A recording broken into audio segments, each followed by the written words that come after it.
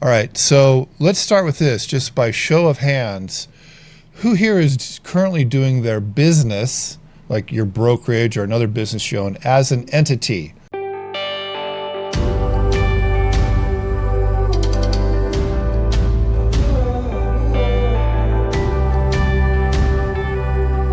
Which entity are you? LLC, Okay. Do you know S why? corporation. Okay. All right. You're an LLC that files taxes as an S corporation. I'll come to that. But my question for now is, do you know why? Why have you made that election? Um, I don't know. I rely on my CPA. Okay. A very common answer. We'll get to that too. Tien, which entity are you? I'm the same as Matthews. Okay. You're an LLC that files taxes as an S corporation. Chris, what do you got going? I'm the same, and I do it because I can pay myself as a W-2 employee and then take draws as an owner of the S Corp for part of my income that eliminates about, what, 15% in taxes on that draw. An LLC that files taxes as an S corporation. All right. So we're going to come to that, but I want to start at the beginning. Okay. So there's a couple of pretty important things that apply, and I want to try to keep this as intrastate as I can because it's important. Okay. And so the first talking point is this: entities are formed at the state level.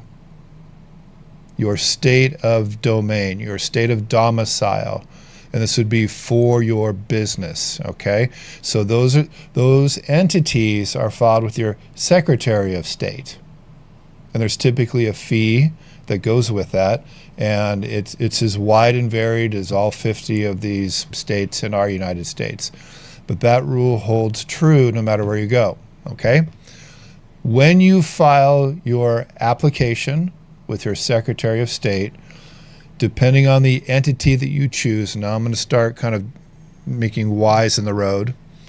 If you are a corporation, and there's different kinds of corporations, we'll talk about that, you need something called Articles of Incorporation. And you file those with your Secretary of State when you make your application. If you are filing as an LLC, a limited liability company, then you have to file something called an operating agreement. All right? And those are filed at the time you make application and pay your fee with your Secretary of State. Now, different states have different modalities for consumers to do filing. You can walk up to the counter, you can do an online filing. In my domain state of Washington, if you pay them another couple $100, you can get it turned around more quickly, like a 48-hour fee. There's all sorts of different things, okay? But regardless of the state that you're in, and irregardless of the entity that you choose, I cannot emphasize strongly enough the point that I'm going to make. Do not cheap out, spend the necessary money, hire a competent attorney to draft your articles of incorporation and or your operating agreement for your limited liability company. Okay? This is a small insurance policy that you do on the front end that can avoid you potential disaster on the back end. Okay? Now, setting up a corporation in terms of just all the flavors of legal advice that are out there or accounting advice, it's fairly generic. Okay? It's the devil is in the details. It's in the nuance. And I've been doing this a long time. So it's just a lesson that I've learned as a consumer. Hire the professional, pay the necessary money on the front end, get the right advice, and craft your document correctly before you file with the Secretary of State.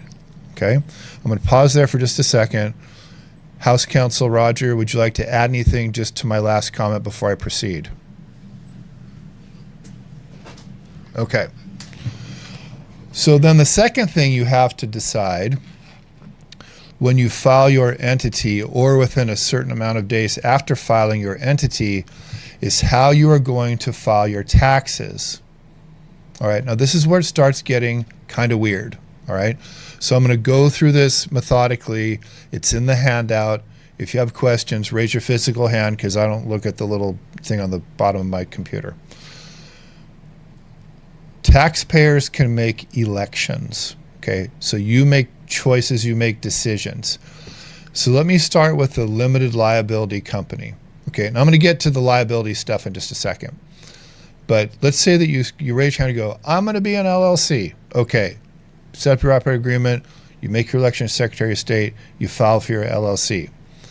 You then have to make an election as to how you're going to file your taxes. Now, an LLC is a little bit different than an S Corp or a C Corp because an LLC is not a tax filing entity. An LLC has to make an election as to how it's going to file its taxes.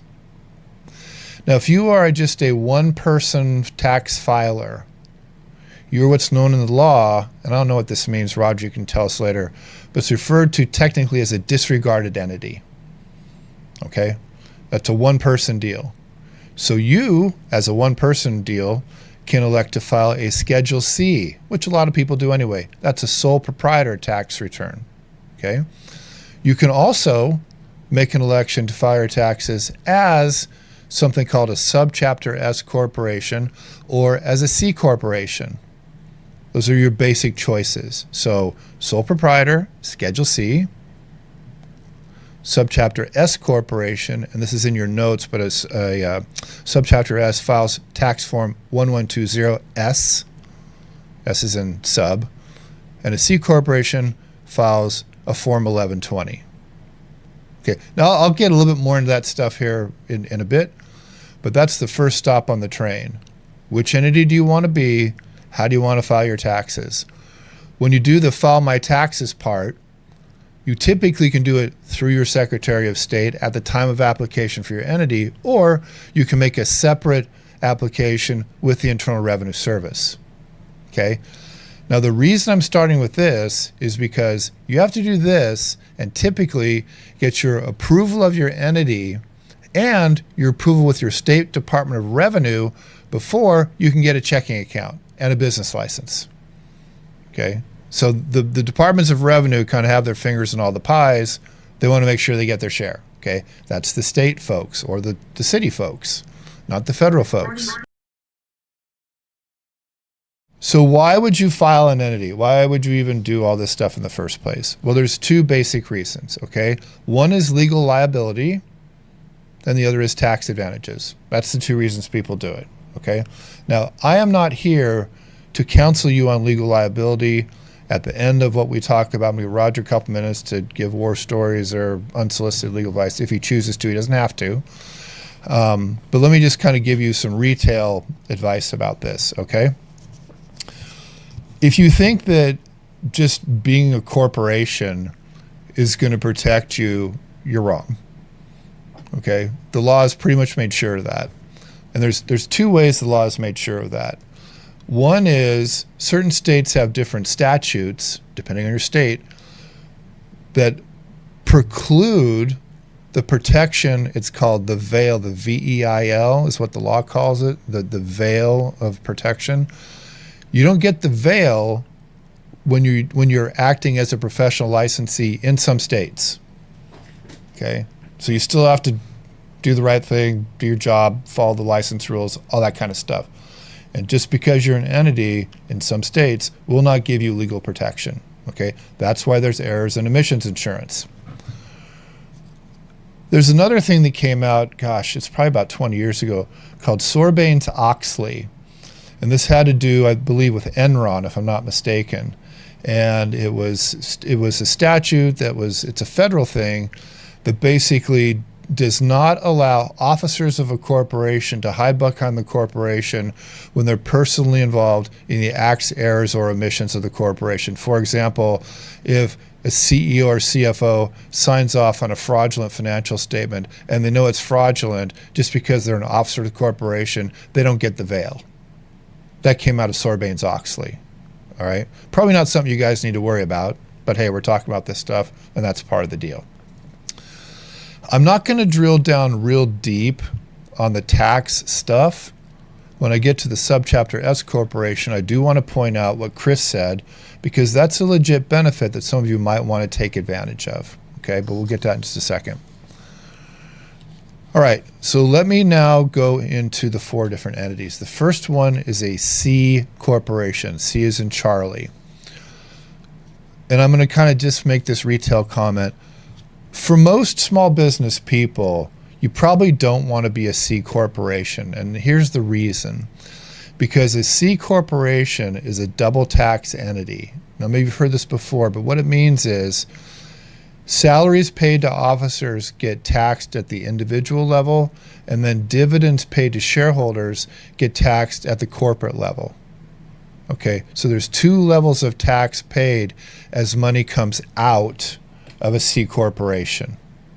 Okay, and that's why for small operations, you're probably better off being a subchapter S. I'll tell you why in just a second.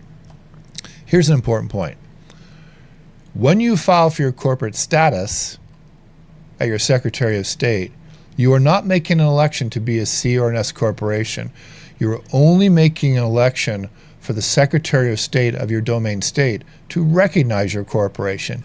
You then make a separate election as to how to be taxed. By default, I don't know why they do this, but they do. By default, you will be taxed as a C corporation unless you file what's called Form 2553 to petition the IRS to become an S corporation. It's a separate thing, separate filing. You got to do it. If you don't, you're going to be taxed as a C corporation. Okay, that's a pretty important thing. A former CPA of mine neglected to do that. After my first operating year as a corporation, I got a bill for $25,000. They said, "Oh, pay us, or we're going to take your stuff." Well, as it turned out, my old CPA did not file Form 2553. She filed an S corporation tax return, but I wasn't an S corporation. Okay, I didn't know. I did not. I was the client. Said, "Oh, you're the CPA. Handle the CPA stuff." Well, she didn't, and that's what happened. Okay. Probably the biggest reason to be a C corporation is if you plan on being a big corporation. Okay. Now, just to compare and contrast, small corporations, S corporations, are limited to 75 shareholders, and they cannot be other companies or foreign entities. So in other words, let's just say Kelly and I get together and go, we're going to do the Kelly and Joe Corporation, and we're going to be a subchapter S corporation, and we issue stock. We could not sell stock to a non-U.S. citizen, and we could not sell stock to another corporation to be a shareholder. But you can if you're a C corporation. All right? All right, there's some other stuff that's in the handout. You can read that later. That's not a big deal. Okay. S corporation, right? So if you're going to be a corporation, and you don't have to be, but if you are, this is the one you probably want to be, okay? Now, I own different entities. One of my entities is, as the folks said, it is an LLC that files taxes as a subchapter S corporation, okay? So what I want to do here, and I just have Word, and I've got this stupid Copilot thing. It's just so bloody annoying. I don't want to draft a Copilot. I want to turn you off. I agree. I don't even know what it does. Every time I click on it, it does nothing. It prompts you for AI. That's what the Microsoft Copilot thing, that's their AI deal. But I'm just going to struggle through this, okay? Okay. Now I'm just going to stop there for just a second. Any questions about that part? Yeah, is the 8% you dock me just the point that it wasn't 15% across the board, but 15% off savings on the distribution? Yeah. Yeah. Yeah. It's rounded math. In an S corporation, it's assumed that you clean out all retained earnings every year. Okay, now I just do a ledger entry, but you have to recognize all of your salary and distributions. The entire amount of your net income on a calendar year basis has to be recognized in that calendar year. You can't just say, "Oh, I'm not taking a distribution, don't tax me on that." It does not work that way in an S corporation. It does work that way in a C corporation. So when you hear corporations like, Apple sitting on, $3 trillion of cash or whatever it is this week, The reason they're sitting on it is they don't want to pay tax on it. As long as it sits in there, it doesn't get taxed. An S corporation is different. An S corporation is a calendar year, and every December 31st, the government assumes that you clean the whole thing out. Now, I've had CPAs tell me you should write yourself a check and have a hard ledger entry for your distribution. I've never done that. I use Quicken. I go, that's what's left in the checkbook. I recognize it. I give myself a Form K-1. I recognize it, but I do not pay FICA tax on it. Okay? All right. Is Aaron back, or is he still frozen? I'm here. I'm back. Okay. I just got- No, that's cool. Okay, so continue. What was your question? I guess for me, with filing as an S corp or just a pass-through LLC, has been, at least based on like the conversations I've had with my CPA, is like there's sort of like an income where it starts to make more sense to file as an S corp, and because you have to like pay yourself every month, right? And then the rest of it's distributions. So like in the ebbs and flows of your income as like a real estate agent, you know, maintaining like paying yourself X amount a month in order to file as that S corp, like is there like an income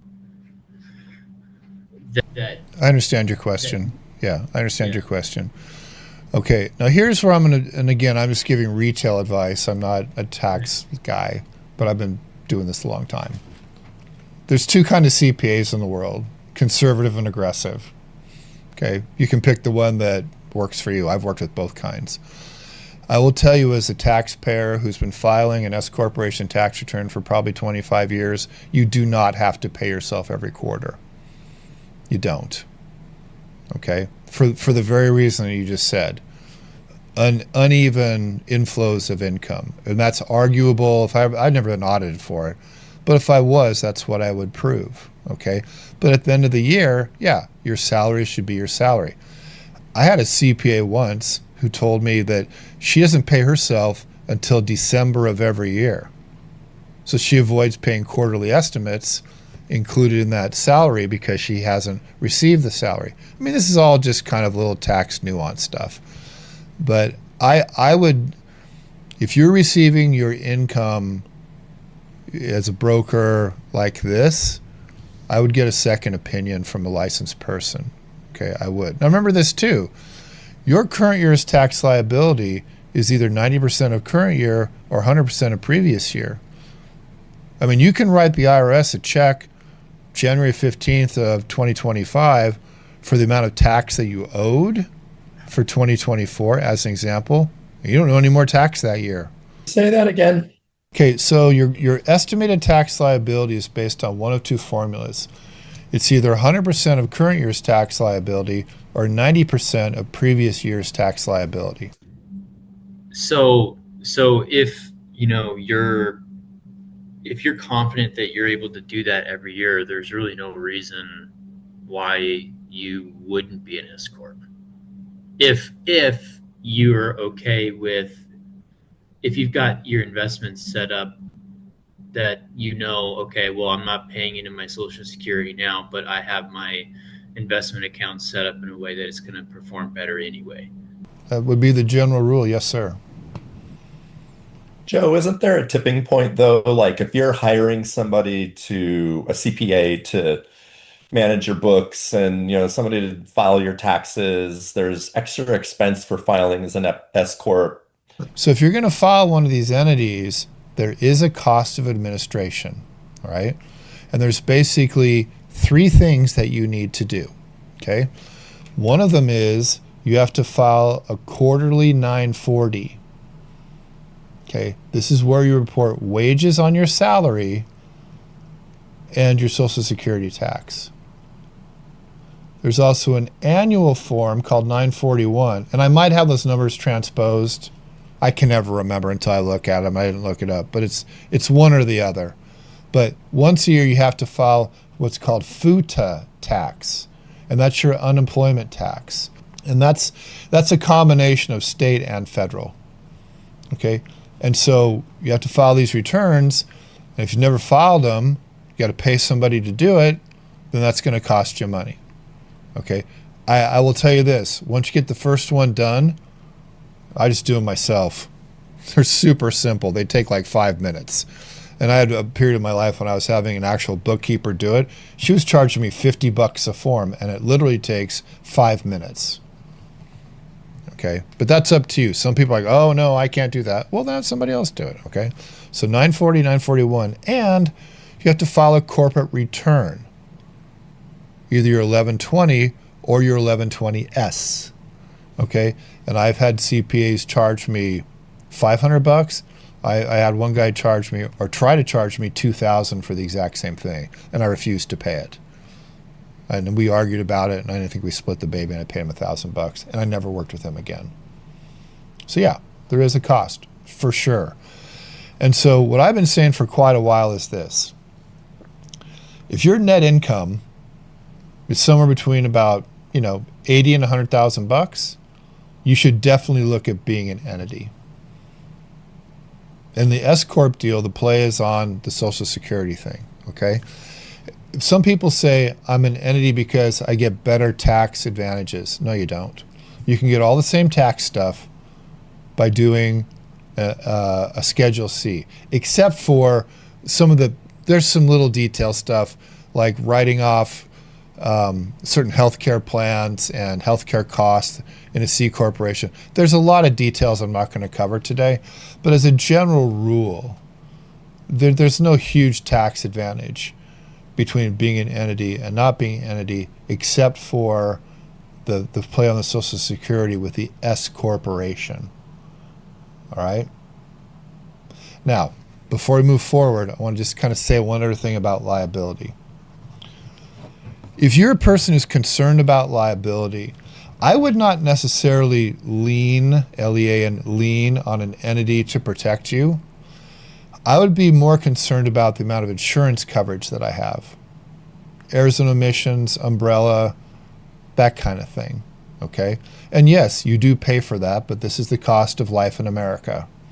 I'm just saying as a general rule, I wouldn't lean on the corporation to protect me if I'm looking for legal protection, okay? And as far as the legal protection part of the entity goes, the term is piercing the veil, that VEIL veil that I talked about. If you find yourself to be a defendant in an action, the first thing that the plaintiff's attorney is going to try to do is to pierce the veil by proving that you're acting as an alias. So what does that mean?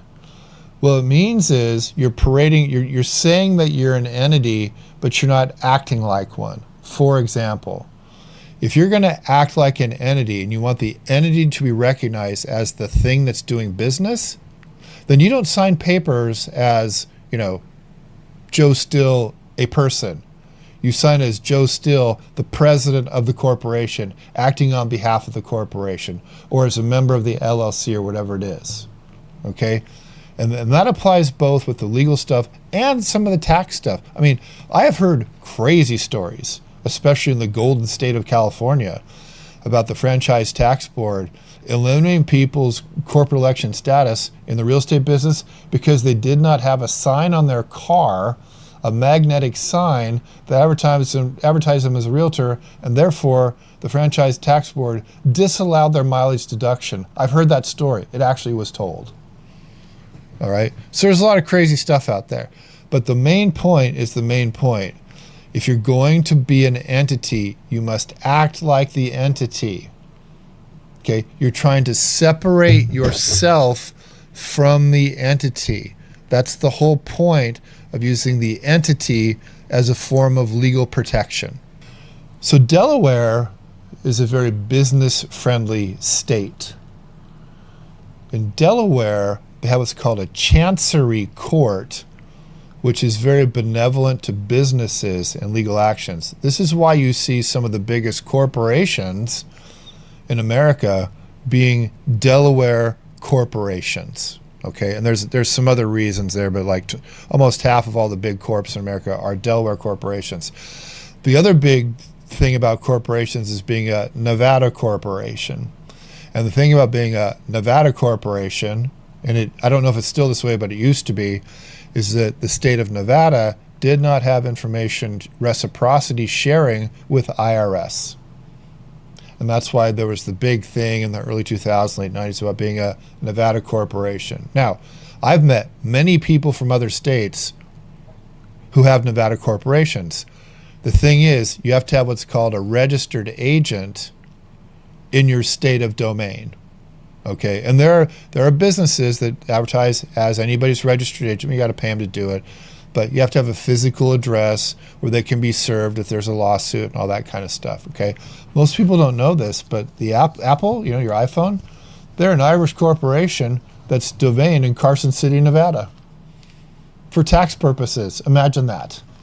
Okay, happens all the time. So Nevada was a big corporation deal at least 20 years ago. I don't know if it's so much today. Roger, I know you're a Nevada guy. Maybe you can comment on that as well, but you're going to hear that out there. Okay, the last thing I'm going to talk about is partnerships, okay? Now, in my opening paragraph here, I'm going to read this to you. A partnership is an unincorporated business entity formed when two or more persons contribute money, property, labor, or skill with all expecting to share in the profits or losses from the business enterprise. Now, one of the things I didn't tell you guys about, but many years ago, I took all the coursework to be what's called an IRS enrolled agent. And an IRS enrolled agent has the same standing with the IRS as an attorney or a CPA to represent taxpayers. So yes, I have sat in an IRS office and taken 16 hours of exams. I've done all this stuff, so I know something about this. And when I was taking my training, one of the first things that my instructor said was, there's so many people who end up forming partnerships and they don't even know it. Okay? What's happened in, I'll just call it modern business over the last 20 or so years, is that people have moved away from the idea of partnerships and they would much rather use the LLC, especially for real estate stuff. Okay? I think there's a couple reasons for that. One is, to form an LLC, you have to have an operating agreement. You don't have to have that to have a partnership. If you've ever been in a partnership that's gone bad, you probably wish you would have had something in writing when you guys got together, okay? That's important. The other thing is about an LLC is that distributions do not have to equal contributions, all right? So for example, we'll go back to me and Kelly are going to start a corporation. If we're going to start an S corporation, and we're going to be 50-50, we have to put in the same amount of money, or we're not recognized as being 50-50. However, if we're going to start an LLC, she could say, well, Joe, I'm the best realtor ever. That's my contribution, and you put in 100 grand. I'm not going to put in any cash. You can do equal distributions in an LLC that way, but you cannot do them in an S corporation that way. The other reason to own property in an LLC instead of an S corporation is because if you have multiple people in an LLC or multiple people in a corporation or multiple people in a partnership, what the LLC allows members to do is to what's called tick out, TIC, tenancy in common, and they can take their adjusted basis and get out of the LLC and go on to something else, do an exchange, pay the tax, whatever they want to do. You cannot do that if you're an S corporation. All shareholders must enter and leave at the same time. Now that may not apply to you, and that's fine. But that's one of the big reasons that people use LLCs to hold property, certainly instead of S corporations, but usually instead of C corporations as well. C corporation's not a bad way to go if you're never going to sell the property, because you won't be taxed on it. It doesn't get taxed until it comes out. All right? Okay. Now I'm getting a little bit in the weeds here. Don't want to get too weedy. I'm just going to stop there.